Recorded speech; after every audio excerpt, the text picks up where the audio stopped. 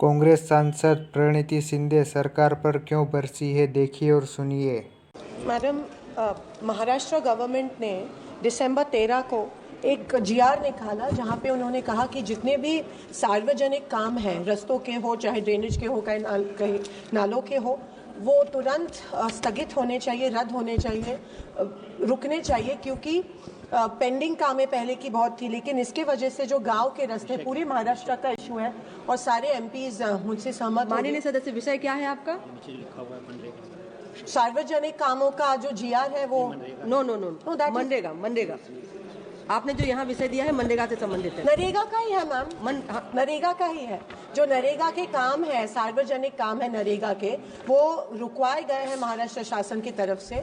और जो जितने भी सार्वजनिक काम है रस्तों के, वो बंद किए गए हैं, जिसके वजह से दिसंबर से महाराष्ट्र में एक भी रास्ते का काम नहीं हुआ है।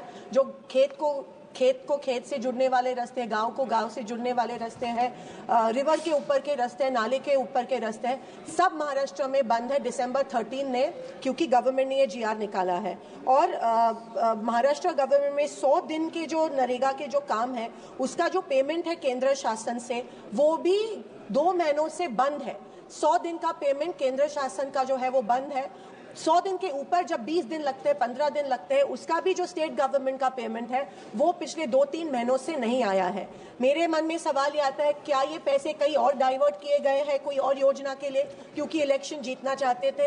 ये सवाल है, क्योंकि अगर गांव में रास्ते का काम नहीं हो रहा और उसके लिए जीआर आया है कि सारे काम बंद होने चाहिए, तो ये चिंताजनक चीज है। और मैं आपके माध्यम में से सरकार को कहना चाहती हूँ कि ये जो जीआर है उसके ऊपर आप तुरंत स्टे लाए, ताकि महाराष्ट्र में जितने भी पानन रास्ते, जिसको हम पानन रास्ते कहते हैं, सार्वजनिक कामें शुरू हो, तुरंत ये जीआर को स्थगिति मिलनी चाहिए। ऐसे में आपके द्वारा निवेदन करती हूँ। धन्यवाद।